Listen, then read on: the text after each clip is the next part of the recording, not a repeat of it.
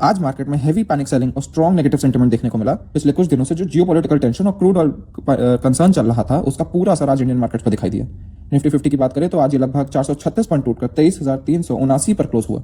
वहीं सेंसेक्स की बात करें तो करीब ये 1456 पॉइंट्स तक गिरकर 74,559 पे बंद हुआ।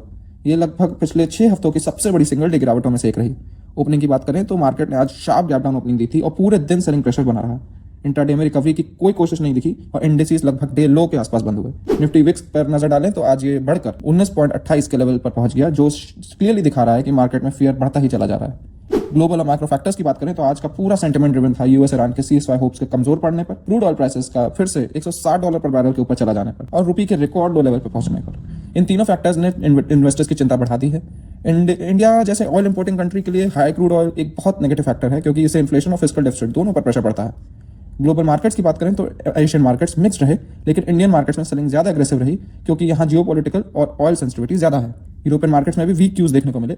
अभी देखा जाए तो यूएस और यूरोप के लगभग सारे मेजर इंडिसेस नेगेटिवली ट्रेड कर रहे हैं। सेक्टोरल इंडिसेस के ऊपर नजर डालें तो ऑलमोस्ट सभी सेक्टर्स लाल पे बंद हुए हैं। आईटी सेक्टर तो लगभग 3.5% से ज्यादा गिरा। रियलिटी और कंज्यूमर ड्यूरेबल्स में भी शार्प सेलिंग रही। मिड कैप और स्मॉल कैप में भी 2 से 3% तक गिरावट देखी गई।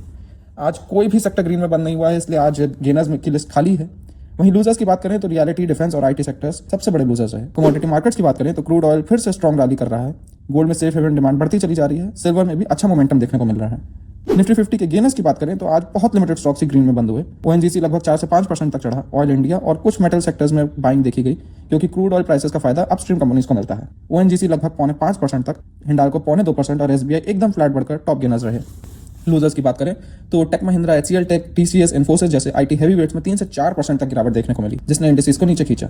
श्रीराम फाइनेंस 4.5% के ऊपर, अदानी पोर्ट्स 4.5% और टेक महिंद्रा भी लगभग 4.5% तक गिरकर टॉप लूजर बने। एडवांस डिक्लाइन रेशियो पर नजर डालें तो साफ तौर पर डिक्लाइनर्स बहुत ज्यादा रहे। आज 417 शेयर्स ग्रीन में क्लोज हुए, वहीं 2570 शेयर्स रेड में क्लोज हुए, जो दिखाता है कि गिरावट ब्रॉड बेस थी। एफआईआई के डेटा पर नजर डालें तो लगातार फॉरेन आउटफ्लोस अभी भी मार्केट पर प्रेशर बनाए हुए हैं। एफआईआई की सेलिंग और रुपीज की वीकनेस दोनों ही इन्वेस्टर्स कॉन्फिडेंस को कमजोर करता चला जा रहा है। आज एफआईआई ने 1959 करोड़ की सेलिंग की है, वहीं डीआईएस ने आज मैसिव 7,990 करोड़ की बाइंग की है।